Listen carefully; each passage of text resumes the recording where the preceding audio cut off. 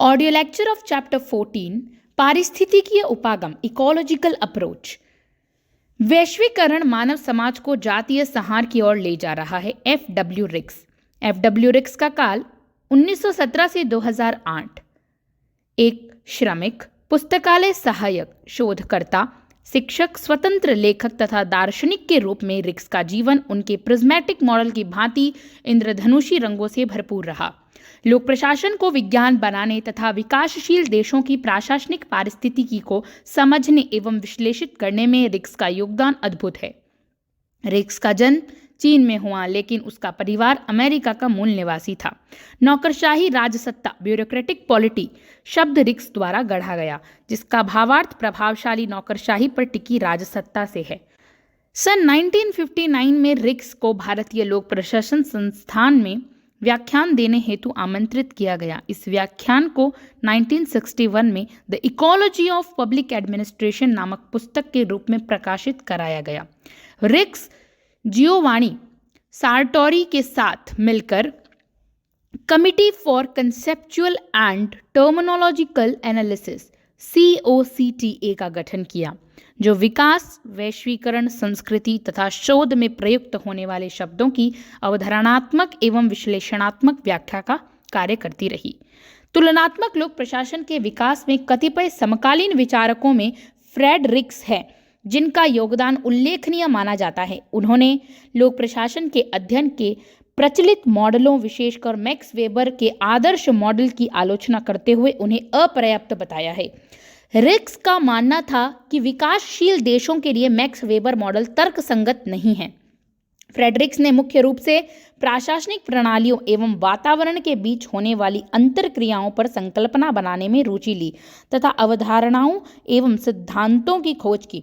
उन्होंने अपना ध्यान विकासशील एवं परिवर्तनशील समाजों की प्रशासनिक व्यवस्था के अध्ययन पर केंद्रित किया। इन अध्ययनों का प्रशासनिक एवं पारिस्थितिकी वर्णन करने के लिए उनके द्वारा प्रिज्मेटिक साला मॉडल तैयार किया गया। पारिस्थितिकी इकोलॉजिकल उपागम इकोलॉजिकल अप्रोच। तुलनात्मक लोक प्रशासन व विकास प्रशासन के महान विद्वान F.W. रिक्स USA पारिस्थितिकीय पर्यावरणीय उपागम के प्रमुख विद्वान हैं। F.W. रिक्स फ्रेड वॉरेन रिक्स की दो प्रसिद्ध पुस्तकें हैं। पहली the ecology of public administration 1961, दूसरी administration in developing countries the theory of prismatic societies 1964। Third, Thailand's the modernisation of bureaucratic policy 1966। पारिस्थितिक इकोलॉजिकल दृष्टिकोण का तात्पर्य है प्रशासनिक व्यवस्था किसी भी समाज या सामाजिक व्यवस्था की उपव्यवस्था है। प्रत्येक प्रशासनिक व्यवस्था उस समाज की धार्मिक, आर्थिक, सामाजिक, सांस्कृतिक व्यवस्था से प्रभावित होती है तथा उन्हें प्रभावित करती है। प्रोफेसर रिक्स ने तुलनात्मक लोक प्रशासन के अध्ययन के समकालीन प्रचलित मॉडलों की आलोचना की और उन्हें अपर्याप्त बताया। उनके अनुसार मैक्स वेबर का आदर्श प्रकार का नौकरशाही नमूना विकासशील समाजों के लिए उपयोगी नहीं है। वेबर का मॉडल यह मानता है कि लोक प्रशासन अपेक्षाकृत स्वायत्त होता है और यह स्थायी राजनीतिक एवं सामाजिक परिस्थितियों में कार्य करता है।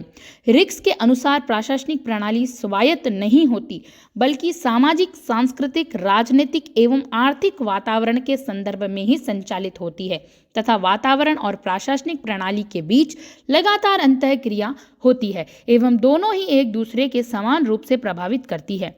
यह पारिस्थितिक मॉडल रिक्स के विश्लेषण का मुख्य मुद्दा बन गया और विकासशील देशों के प्रशासन का विश्लेषण करने के लिए सर्वाधिक रचनात्मक मॉडल के रूप में स्वीकृत हुआ है। अपनी संकल्पना में उन्होंने संरचनात्मक, कार्यात्मक प्रणालियों एवं पारिस्थितिकीय उपागम की सहायता ली है। उन्होंने सामाजिक, सांस्कृतिक या राजनीतिक वातावरण के अंतर और प्रशासन पर पड़ने वाले उनके प्रभाव का विशेष रूप से अध्ययन किया है। उन्होंने इसका भी अध्ययन किया कि प्रशासकीय प्रणाली जिस समाज का अंग होती है वह उसे किस तरह प्रभावित करती है। प्रशासन के साथ वातावरण की अंतरक्रिया को उन्होंने प्रशासन के पारिस्थितिक विज्ञान के नाम दिया। रिक्स के अतिरिक्त प्रशासन के वातावरण के अध्ययन की आवश्यकता पर John M Gaus, Roscoe Martin, Robert Dahl आदि के द्वारा काफी जोर दिया गया। इन विद्वानों की मान्यता है कि सिर्फ इस प्रकार के पारिस्थितिक अध्ययनों के द्वारा ही विभिन्न देशों के लोक प्रशासन के विभिन्न पहलुओं के लिए सामान्य सिद्धांतों को प्रतिपादित किया जा सकता है। रिस्क के पारिस्थितिकी उपागम के तहत 4 प्रकार के उपागम मॉडल्स का निर्माण किया। पहली संरचनात्मक प्रक्रियात्मक उपागम स्ट्रक्चरल फंक्शनल अप्रोच। सेकंड कृस्का तथा औद्योगिक model agraria and industria model. Third fused prismatic diffracted model. Fourth sala model. पहला है संरचनात्मक प्रक्रियात्मक मॉडल यानी स्ट्रक्चरल फंक्शनल अप्रोच। विभिन्न सामाजिक व्यवस्थाओं के पारिस्थितिक विश्लेषण का एक उपयोगी दृष्टिकोण है स्ट्रक्चरल फंक्शनल अप्रोच। सामाजिक विश्लेषण के क्षेत्र में इस उपागम का उपयोग Talcott Parson, Robert Merton, Marion Levy, Gabriel Almond, David Apter आदि विद्वानों ने किया है। इस उपागम के अनुसार संगठन या संरचनाएं सरकारी विभागों की भांति मूर्त और सत्ता की भांति अमूर्त दोनों ही प्रकार की हो सकती है। प्रत्येक सामाजिक संरचना द्वारा कुछ कार्य किए जाते हैं और प्रत्येक संरचना के कार्यों का दूसरी संरचनाओं के कार्यों पर प्रभाव पड़ता है। यद्यपि समस्त संरचनाएं अपना अलग अलग कार्य संपन्न करती है, परंतु एक दूसरे को प्रभावित करती है। समस्त संरचनाओं का लक्ष्य एक दूसरे का पूरक होना है, स्पर्धापूर्ण नहीं। व्यवस्था के सुचारू संचालन के लिए सभी संरचनाओं के बीच उचित तालमेल रहना आवश्यक है। अध्ययन करते समय संरचनाओं के कार्यात्मक प्रभावों की अनुभवश्रुत व्याख्या की जानी चाहिए। फ्रेड डब्ल्यू रिक्स यानी फ्रेड वॉरेन रिक्स का मानना है कि संरचना कार्य को और कार्य संरचना को प्रभावित करते रहते हैं। ऐसी स्थिति में बेहतर ढंग से प्रशासन को समझने के लिए आवश्यक हो जाता है कि संरचना के साथ साथ उसके कार्यों का भी अंतर विषयिक विश्लेषण किया जाए। प्रोफेसर रिक्स के अनुसार प्रत्येक समाज के 5 प्रकार के महत्वपूर्ण कार्य होते हैं जो निम्न है। पहला आर्थिक, दूसरा सामाजिक, तीसरा संरचनात्मक, चौथा सांख्यात्मक एवं 5वां राजनीतिक। पहला है संरचनात्मक प्रक्रियात्मक उपागम की रूपरेखा। एक सामाजिक इकाई के विभिन्न खंडों की पारस्परिक क्रियाओं पर ध्यान केंद्रित करती है। इकाई और इकाई वातावरण के बीच की पारस्परिक क्रिया का विश्लेषण करती है। लोक प्रशासन के क्षेत्र में इस दृष्टिकोण को लाने की प्रेरणा सर्वप्रथम 1955 में वॉल्डन ने दी। उनके द्वारा सुझाया गया था कि लोक प्रशासन के सामाजिक तंत्र के अंग के रूप में अध्ययन हेतु संरचनात्मक कार्यात्मक विश्लेषण प्रतिमान निर्माण की प्रक्रिया में आवश्यक निर्देशन प्रदान कर सकता है। वाल्डो के सुझाव का अनुसरण प्रोफेसर रिक्स ने किया। 1957 में कृषक औद्योगिक उपागम का उल्लेख किया। तभी से रिक्स के साथ अन्य विचारकों ने भी इसे अपनाया। इस मूल्य तटस्थ और तुलनात्मक दृष्टिकोण के कारण यह स्पष्ट हो गया कि पाश्चात्य प्रशासन व्यवस्था ही श्रेष्ठ नहीं है। कृषका तथा औद्योगिक मॉडल अग्रेरिया इंडस्ट्रिया मॉडल। प्रोफेसर रिक्स ने अपने प्रशासनिक अध्ययन की दृष्टि से समाजों को मोटे रूप में 2 भागों में बांटा है। पहला कृषका और दूसरा औद्योगिका। कुछ समाज ऐसे होते हैं जो मुख्य रूप से औद्योगिक होते हैं, तो कुछ समाजों में कृषि संस्थाएं प्रमुख होती है। अमेरिका औद्योगिका और चीन कृषक का उदाहरण है। ये प्रतिमान मैक्स वेबर के पारंपरिक और कानून तर्कसंगत प्राधिकार प्रणालियों की निर्मितियों के समान है। यह अंतर अवश्य है कि जहां वेबर ने अपने मॉडलों की रचना में निगमनात्मक दृष्टिकोण का उपयोग किया, वहां रिक्स ने अपने मॉडलों को वैचारिक रूप प्रदान करने के लिए आगमनात्मक दृष्टिकोण का उपयोग किया। अग्रेरिया इंडस्ट्रिया ट्रांसिया मॉडल। रिक्स सहित कई विद्वानों ने अनुभव किया कि दोनों मॉडल संक्रमणकालीन समाजों के अध्ययन में विशेष रूप से सही सहायक नहीं हैं। लोगों की मान्यता है कि विशुद्ध औद्योगिक समाज कहीं उपलब्ध नहीं है। इसमें कृषि समाज के लिए भी लक्षण विद्यमान होते हैं। साथ में कृषि समाज क्रमशः औद्योगिक समाजों की ओर बढ़ रहे हैं। आगे चलकर 1957 में रिक्स ने ट्रांजिशिया नामक साम्य व्यवस्था के मॉडल का विकास किया। यह एक मध्यवर्ती श्रेणी थी और जो रूपांतरित होने वाले संक्रमणकालीन समाजों का प्रतिनिधित्व करता था। ट्रांजिशिया कृषका और औद्योगिका समाजों के बीच की पारंपरिक अव्यवस्था को दर्शाता है, जिसमें दोनों समाजों के लक्षण विद्यमान थे, किंतु यह श्रेणी कृषका और औद्योगिका की तुलना में कम विकसित थी। आगे चलकर 1959 में रिक्स ने कृषका औद्योगिका मॉडल को त्याग कर एक नए मॉडल बहुकार्यात्मक समपार्श्वीय अल्प कार्यात्मक फ्यूज्ड प्रिज्मेटिक डिफ्रेक्टेड समाजों का वर्गीकरण की रचना की। कृषका तथा औद्योगिका मॉडल के अंतर, डिफरेंस बिटवीन अग्रेरियन इंडस्ट्रिया, कृषका समाज तथा औद्योगिक समाज, कृषका आरोपित मूल्य और औद्योगिका उपलब्धि प्रधान मानक, कृषका विशिष्ट औद्योगिका समाज सार्वभौमिक, कृषका विस्तृत प्रतिमान औद्योगिका विशिष्ट मानक, कृषका समाज सीमित सामाजिक तथा स्थानिक गतिशीलता, औद्योगिका समाज उच्च सामाजिक तथा क्षेत्रीय गतिशीलता, कृषका समाज सरल एवं स्थिर व्यावसायिक व्यवस्था, औद्योगिक समाज पूर्ण विकसित व्यावसायिक व्यवस्था, कृषका समाज भेदीय वर्गीकरण वाली व्यवस्था की उपस्थिति और तथा औद्योगिक समाज सामंतवादी वर्ग व्यवस्था की उपस्थिति। उसके बाद हम बात करते हैं बहुकार्यात्मक समपार्श्वीय अल्प कार्यात्मक समाजों के मॉडल की। Fused prismatic diffracted model. Professor रिक्स ने लोक प्रशासन के अध्ययन के मॉडलों की रचना सामाजिक संरचना तथा उसके द्वारा संपन्न कार्यों के आधार पर की। जो संरचना अनेक कार्य संपन्न करती है उसे कार्यात्मक दृष्टि से डिफ्यूज कहा जाता है और संरचना विशेष तथा सीमित कार्य करती है उसे कार्यात्मक रूप से विशिष्ट कहा गया है। रिक्स के कार्यात्मक रूप से अपविस्तृत समाजों के लिए बहुकार्यात्मक मॉडल फ्यूज्ड मॉडल तथा कार्यात्मक रूप से विशिष्ट समाजों के लिए अल्प कार्यात्मक मॉडल डिफ्रेक्टेड मॉडल की रचना है। दोनों के मध्यवर्ती समाजों को उन्होंने समपार्श्वीय सामाजिक प्रिज्मेटिक सोसाइटी नाम दिया। उन्होंने बहुकार्यात्मक तथा अल्प कार्यात्मक समाजों को केवल रूपरेखा ही प्रदान की है जो केवल उस सीमा तक प्रासंगिक है जिस सीमा तक रिक्स समपार्श्वीय समाजों के विश्लेषण में सहायक है। रिक्स की मुख्य रुचि जो है वह है मुख्य रुचि में समपार्श्वीय अथवा विकासमान प्रशासनिक व्यवस्थाओं पर प्रकाश डालने में रही है। पहली बात आती है फ्यूज्ड सोसाइटी क्या है। बहुकार्यात्मक समाज की अवधारणा को स्पष्ट करते हुए उदाहरण के रूप में रिक्स ने चीन तथा क्रांतिपूर्ण थाईलैंड देशों का चुना। इन समाजों में कार्यों का कोई वर्गीकरण नहीं है तथा एक संरचना अनेक प्रकार की कार्य करती है। ये समाज कृषि पर बहुत अधिक निर्भर थे तथा उनका औद्योगिकरण और आधुनिकीकरण नहीं हुआ था। उनकी आर्थिक व्यवस्था उस विनिमय के कानून तथा परिवर्तन व्यवस्था पर आधारित थी जिसे रिक्स ने पुनर्वितरण प्रारूप कहा। फिर हम बात करते हैं इसमें लोक सेवकों की नियुक्ति योग्यता के आधार पर न होकर भाई भतीजावाद यानी नेपोटिज्म, धर्म, जाति या पहचान के आधार पर होती है। प्रशासनिक व्यवस्था में निष्पक्षता का अभाव पाया जाता था।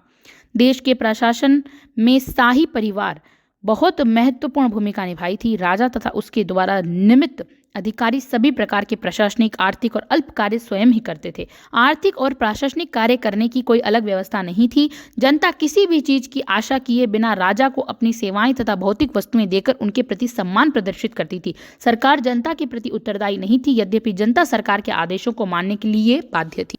संक्षेप में, शाही शासन विशेषीकरण नहीं, एक ही संरचना द्वारा अनेक कार्यकृति आधारित पिछड़ा हुआ समाज व गरीबी, अर्थव्यवस्था व विनिमय व्यवस्था का पुनर्वितरण प्रारूप एवं नौकरशाही का नाम चैम्बर।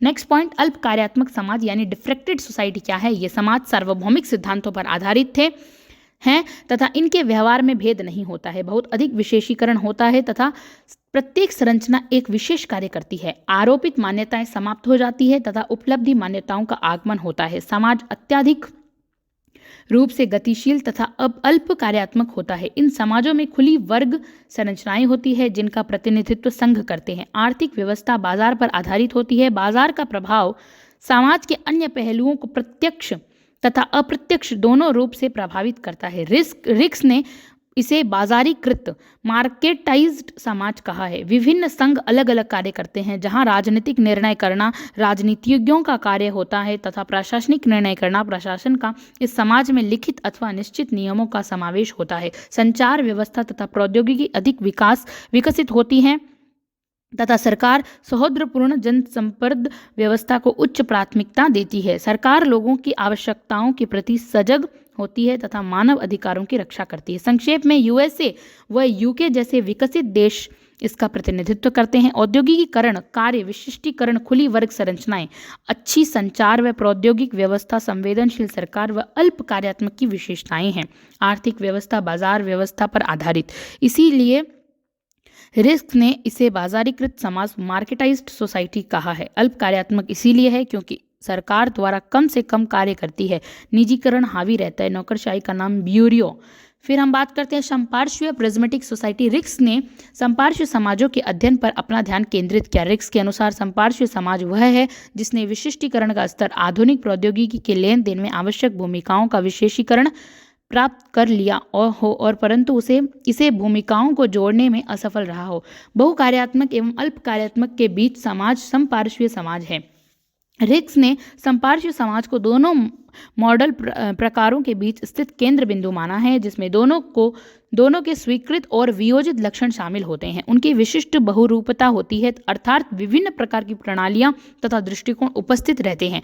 फिर औपचारिकता, वह सीमा जहां औपचारिक ढांचे और व्यवस्था वास्तविक रीतियों के बीच अंतर हो, तथा अतिक्रमण, वह सीमा जिसे प्रशासकीय व्यवहार कहा जाता है, जिसका निर्धारण प्रशासकीय मानदंड से होता है।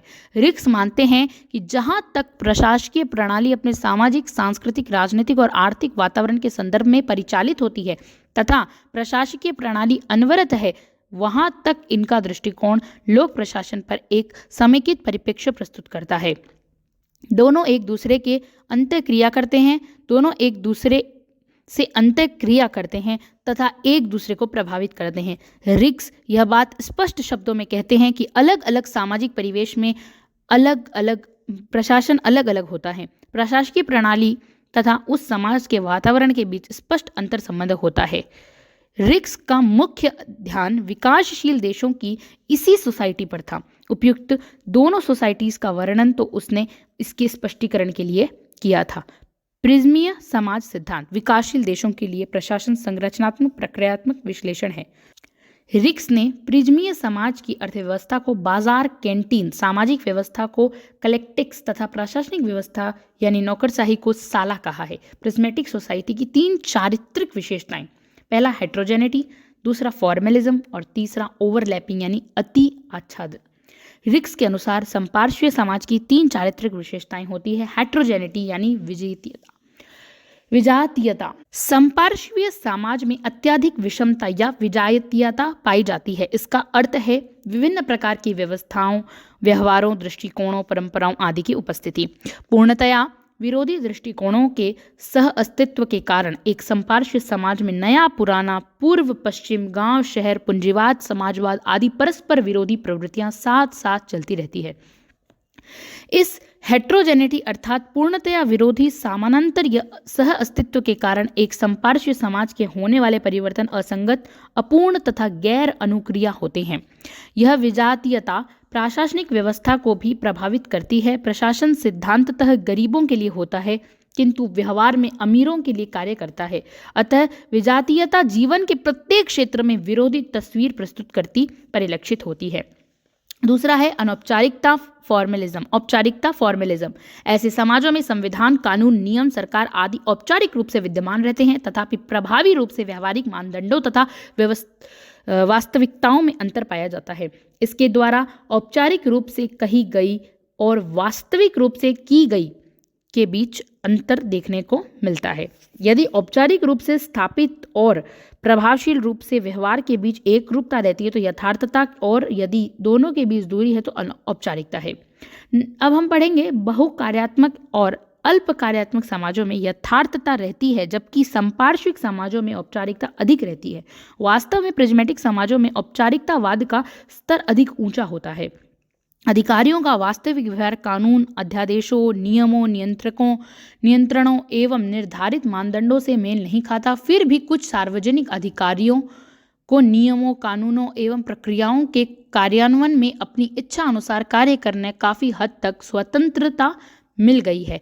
इससे प्रशासनिक चुस्ती समाप्त हो जाती है और व्यवस्था में भ्रष्टाचार व्याप्त हो जाता है। तीसरा, परस्पर व्यापन या अति आच्छादन, ओवरलैपिंग। संसद, सरकारी कार्यालय, बाजार, स्कूल, विश्वविद्यालय जैसी आधुनिक संस्थाएं खड़ी की जाती हैं, पर इन संगठनों पर परंपरागत संस्थाएं व संगठन जैसे जाति, धर्म, परिवार आदि प्रभाव डालते हैं। एक समपार्श्वीय समाज में नए या आधुनिक संगठन निर्मित किए जाते हैं, फिर भी पुराने संगठन समाज में प्रभुत्व जमाए रखते हैं। दूसरे शब्दों में, जब संरचना का औपचारिक रूप प्रभावशाली नहीं बन पाता, तब परस्पर व्यापन की समस्या उत्पन्न होती है। बहुकार्यात्मक और अल्प कार्यात्मक समाजों में यह समस्या उत्पन्न नहीं होती, किंतु समपार्श्वीय समाजों में परस्पर व्यापन समस्या होती है। यहाँ जीव नवीन तथा आधुनिक सामाजिक संरचनाएं बन जाती है, किंतु पुरानी संस्थाएं सामाजिक व्यवस्था को प्रभावित करती रहती है।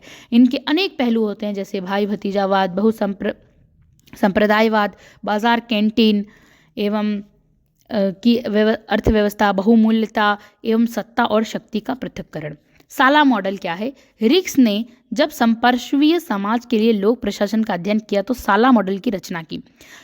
साला मॉडल स्पेनिश भाषा का शब्द है जिसका अर्थ होता है सरकारी कार्यालय अथवा धार्मिक सम्मेलन का कमरा। इसका प्रयोग प्राय लैटिन अमेरिकी देशों में सरकारी कार्यालयों के लिए किया जाता है। रिक्स ने संपार्श्वीय समाज में शाला शब्द का प्रयोग नौकरशाही के लिए किया है, परंतु यह नौकरशाही का समानार्थक नहीं है। इसकी प्रवृत्ति इतनी जटिल है कि इसमें नौकरशाही के समस्त लक्षणों को पाना संभव नहीं है। एक अल्प कार्यात्मक समाज के इसे ब्यूरो तथा एक बहुकार्यात्मक समाज में इसे चेंबर कहते हैं। साला मॉडल विकासशील देशों की, जिन्हें रिक्स संपार्श्विक समाज कहते हैं, प्रशासन व्यवस्थाओं का आदर्श प्रकार का प्रतिनिधित्व करता है। इसमें प्राचीन एवं आधुनिक दोनों प्रकार के प्रशासन की विशेषताएं पाई जाती है। सरकारी अधिकारी प्रतियोगिता परीक्षाओं के आधार पर लिए जाते हैं, किंतु चयन में भाई भतीजावाद, बेईमानी, रिश्वत आदि चलते हैं। फ्रेड रिक्स ने कहा कि संपार्श्वीय समाज में साला अधिकारी सामाजिक कल्याण की अपेक्षा निजी उन्नति या धन प्राप्ति को प्राथमिकता देता है। उसका व्यवहार तथा निष्पादन पुरातनवाद या रूढ़िवाद से प्रभावित होता है, जिसके फलस्वरूप नियमों एवं विनियमों का क्रियान्वयन व्यापक रूप से सही दिशा में नहीं किया जाता। रिक्स ने संपार्श्वीय समाज को एक असंतुलित राज्य कहा है, जिसमें राजनीतिक नेताओं की संवैधानिक शक्तियों के होते हुए भी नौकरशाही का प्रभुत्व होता है। फलस्वरूप साला अधिकारी संपार्श्विक समाज की नीति निर्माण प्रक्रियाओं के अल्प कार्यात्मक समाज की तुलना में अधिक प्रभावशील भूमिका निभाते हैं। रिक्स का कथन है कि प्रशासकीय उत्पादकता व अधिकारी तंत्रीय सत्ता के मध्य विपरीत संबंध होता है। एक नौकरशाह जितना अधिक शक्तिशाली होगा, उतना ही वह प्रभावहीन प्रशासक होता है।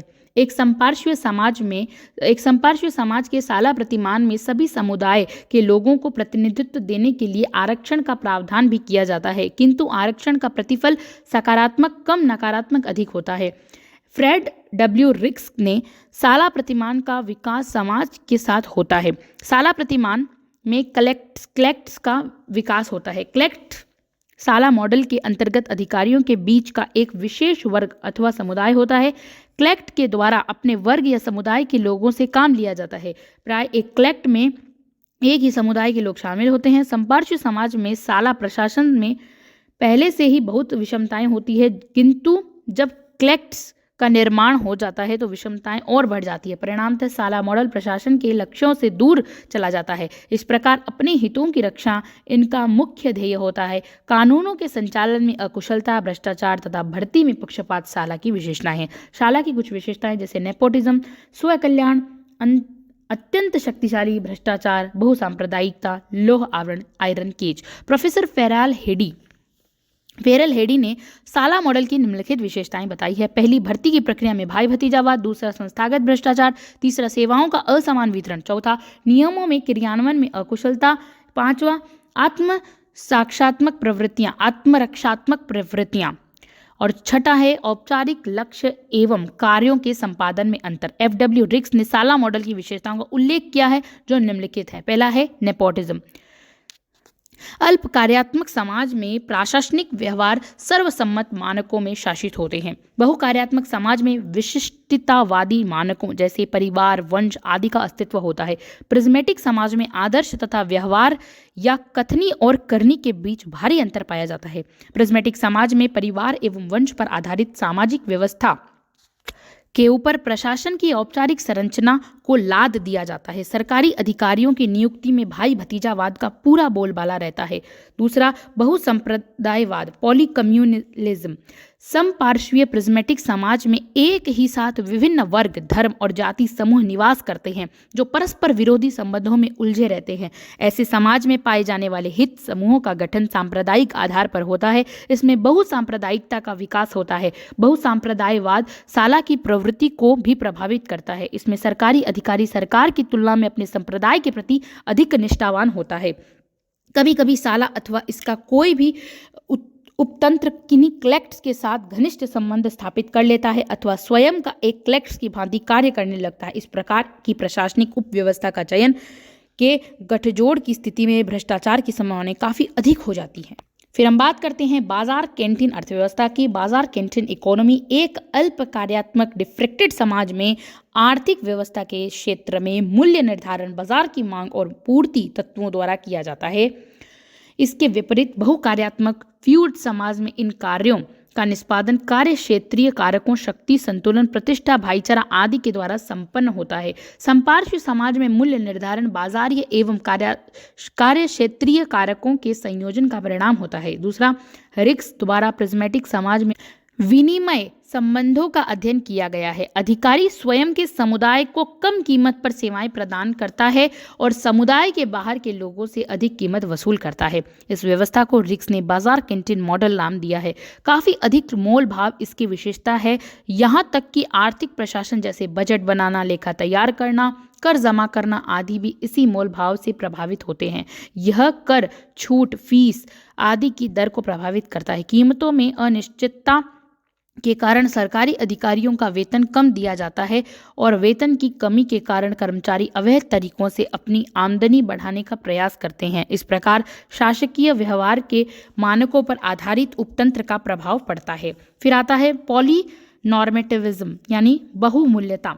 समाज में विभिन्न वर्गों के व्यवहार के मानकों के संदर्भ में कोई सर्वसम्मति नहीं होती है। बहुमानकवाद की इस प्रकार की स्थिति का प्रभाव साला पर पड़ता है, जहां सरकारी अधिकारी सार्वजनिक रूप से तो वस्तुनिष्ठता, सार्वभौमिकता और उपलब्धि उन्मुख मानकों के पालन का दावा करते हैं, परंतु व्यवहार में वे व्यक्तिवादी आरोपित मानकों एवं विशिष्टतावादी रीतियों को मानते हैं। वे पद स्थिति की परंपरागत कठोर पद सोपानात्मक व्यवस्था का भी आदर करते हैं। ये अधिकारी दावा करते हैं कि वे अपने व्यवहार में विकास युक्त मानकों का अनुसरण करते हैं, जबकि वास्तव में वे परंपरागत व्यवहारों का ही अनुसरण कर रहे हैं। सामान्य नागरिक प्रशासन के प्रति बहुमानकवादी होता है।